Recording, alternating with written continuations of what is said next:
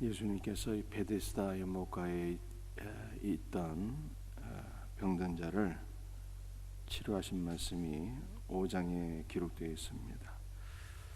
2절 말씀만 보시겠어요? 예루살렘에 있는 양문 곁에 히브리 말로 베데스다라 하는 못이 있는데 거기 행각 5이 있고, 예루살렘 성에는 성문이 12개의 성문이 있습니다. 그 가운데 하나가 양문이에요. 또 우리 사도행전에 보게 되면 미문도 나와 있습니다. 그래서 여러분들이 12개의 성문을 몰라도 양문과 미문은 기본적으로 이제 알고 있는 내용이라 이렇게 생각이 듭니다. 사도행전에 나와 있는 미문은 여러분들이 어떤 문인지 기억나십니까? 사도행전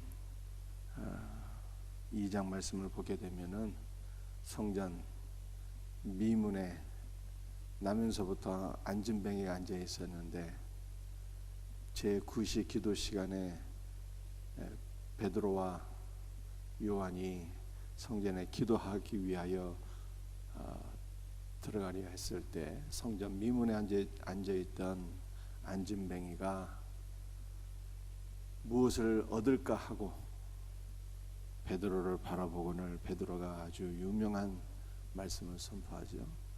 내게 은과 금은 없거니와 내게 있는 것으로 내게 주노니 곧 나사렛 예수의 이름으로 명하노니 일어나 걸어라 했을 때 그 안진뱅이가 벌떡 일어나서 하나님을 찬송하며 성전 안으로 들어갔더라, 이렇게 말씀을 하고 있습니다. 그래서 이 미문이라고 하는 것은 아름다운 문이라고 하는 뜻이고요. 이 미문의 영적 의미는 예수의 이름으로 성전 안에 들어간다는 거예요. 예수의 이름으로 회복되고 예수의 이름으로 치료받고 예수의 이름으로 구원받고 성전이신 그리스도 안으로 들어간다 라고 하는 뜻입니다. 그러므로 주의 이름을 부르는 자가 가장 복 있는 자예요. 주의 이름을 부르는 자는 구원을 얻으리라, 이렇게 말씀하셨어요. 이게 미문의 영적 의미입니다. 글자 그대로는 아름다운 분이란 뜻인데 영적 의미가 예수의 이름으로 치료받고 예수의 이름으로 구원받고 예수의 이름으로 성전이신 그리스도 안으로 들어간다는 거예요. 날마다 그리스도의 이름을 부르며 살아가는 복된 성도들이 되시기를 주 예수의 이름으로 축복합니다. 그런데 오늘 요한복음 5장에는 무슨 문이 나와 있어요? 양문이 나와 있어요. 양문은 성전 안으로 제사를 드리기 위하여 양들을 들여보내야 되는데 성전 안으로 들어가는 양들, 그 양들이 성전 안으로 들어가는 문이 바로 양문이에요. 양문. 이 베데스다 연못가에서 양들을 씻어서 양문을 통해서 성전 안으로 이렇게 들여보내는 것이죠. 그래서 이름이 양문입니다. 여러분들 양문의 영적 의미는요, 무엇이 될까요? 양문 안으로 들어가게 되면 하나님께 바쳐지는 양이 되는 것 아니겠습니까? 그런데 양은 살아서는 절대로 제물이 될 수가 없어요. 죽어야 제물이 되는 것입니다. 그러므로 양문의 영적 의미는 목이 곧은 들나귀 같은 교만한 인간이 그리스도와 함께 죽어서 하나님 앞에 바쳐지는 순한 양이 된다라고 하는 뜻이에요.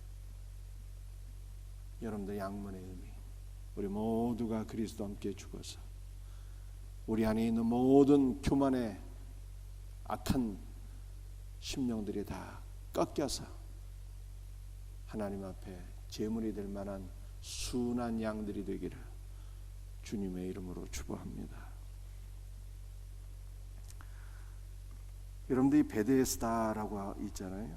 2절에 예루살렘에 있는 양문 곁에 히브리 말로 베데스다라 하는 못이 있는데, 베데스다 연못이라고 합니다. 이 베데스라고 하는 것은 은혜의 집이다, 그런 뜻이에요. 그런데 우리가 성경을 보게 되면요, 성경에서 뭐라고 말씀하고 있습니까? 예수 그리스도는 만유시래요. 예수 그리스도는 만유. 이 땅에 있는 모든 것들은 다 그리스도를 상징하고 나타내고 드러낸다는 것입니다. 여러분들, 베데스다 연못이 은혜의 집인데, 참 은혜의 집은 무엇입니까? 참 은혜의 집은요, 우리 예수님이 참 은혜의 집이에요. 예수님은 사랑의 집이요, 긍휼의 집이요, 은혜의 집이요, 자비의 집이 되시는 분이에요. 그러므로 우리는 누구 안에 거하는 자들입니까? 은혜의 집이 되시는 그리스도 안에 우리가 거하게 되었으니 이것이 우리의 가장 큰 복인 것입니다. 날마다 은혜의 집이 되시는 그리스도 안에서 참 은혜와 평강을 누리며 살아가는 복된 성도들이 되시기를 주 예수의 이름으로 축복합니다.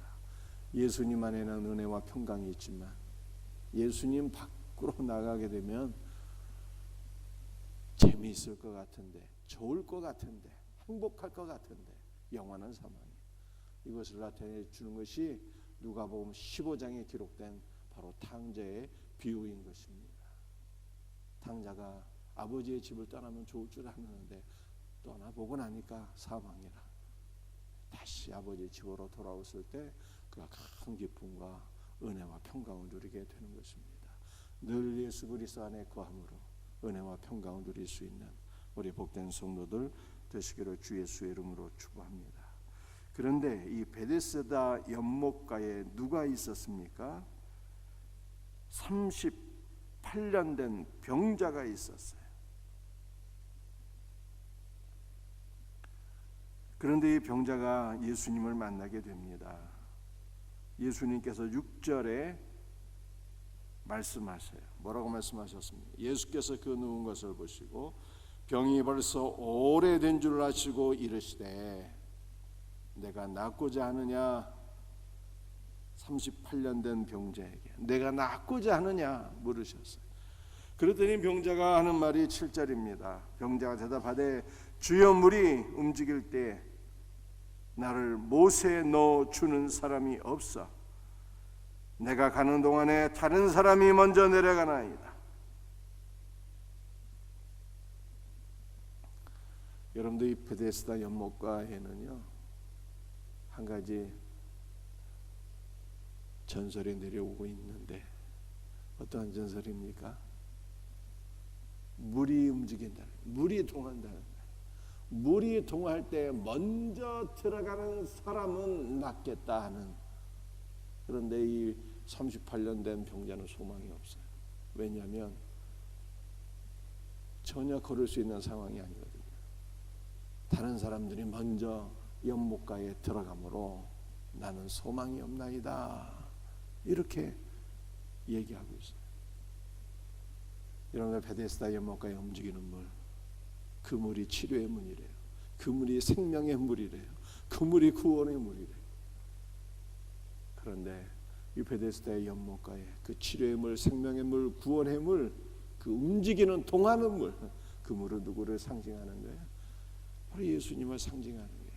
예수 그리스도는 만유신. 여러분들, 오늘 베데스다 연못가에 38년 된 이 병든 자에게서 볼 수 있는 말씀이 무엇입니까? 인간은 스스로는 움직이는 물이신 그리스도께 나아갈 수 없다는 거예요. 인간은 어떤 존재입니까? 에베소 2장 말씀을 보게 되면 허물과 죄로 인해서 이미 다 죽은 자들이에요. 우리는 영적으로 사망한 자들이에요. 우리 영혼이 죽어 있어서 죄에 대해서는 민감하게 반응할 수 있으나 마귀의 역사에는 쉽게 꾸임을 받을 수가 있으나 선을 행할 능력이 전혀 없다는 거예요. 왜냐하면 영적으로 사망한 상태에 있기 때문입니다. 그러므로 인간은 참으로 움직이시는 물이신 그리스도, 베데스다 연못이 되시고 베데스다 연못에 움직이는 물이 되시는, 치료의 물이 되시고 구원의 물이 되시고 생명의 물이 되시는 그리스도께로 스스로 나아갈 힘이 없다는 것이 오늘 본문의 메시지예요. 그러므로 주님께서 어떻게 하셨습니까? 참으로 복음이 있는데 복음은 우리에게는 주님께로 나아갈 능력이 없어서 생명의 물, 구원의 물, 치료의 물이신 그리스도께서 우리에게 찾아오셨다는 게 복음이에요. 생명의 물이신 그리스도께서 우리에게 찾아오셔서 우리를 치료해 주시고 우리를 회복시켜 주시고 우리를 구원해 주셨어요. 주님의 치료는 어떠한 치료입니까? 주님의 치료는 우리의 전의를 치료하시는데 우리의 몸을 치료하시는 그리스도, 우리의 마음을 치료하시는 그리스도, 그러나 우리 주님의 궁극적인 치료하시는 바로 우리 영혼에 있는 거예요. 우리의 영혼을 치료하시고 보다 더 근본적으로 우리의 영혼을 살려주시는, 어떻게 살려주시는 것입니까? 우리에게 믿음을 허락해 주셔서 생명이신 그리스도와 우리 영혼이 연합되어서 우리 영혼이 그리스도의 생명을 받아 살아나는 거예요. 바로 이것이 중생이요, 이것이 바로 거듭남인 것입니다. 생명의 물이신 그리스도와 온전히 연합되어서 생명이신 그리스도 안에서 우리의 영이 구원받고 우리의 마음도 치료받고 우리의 몸도 날마다 새로워질 수 있는 은혜가 있기를 주 예수의 이름으로 축복합니다. 베데스다 연못가의 말씀이에요. 참으로 은혜의 집은 우리 예수님이시고 참으로 베데스다 연못에 움직이는 물, 치료의 물은 바로 예수님을 가리키는 것이고 인간이 예수님께 나아갈 수 없어서 예수님이 우리에게 찾아오셨으니 얼마나 감사합니다. 이것이 복음이에요. 우리에게 찾아오신 예수 그리스도를 마음의 문을 활짝 열고 예수님을 날마다 사모하시고 영접하시고 그리스도와 함께하는 우리 복된 성도들 되시기를 주 예수의 이름으로 축복합니다.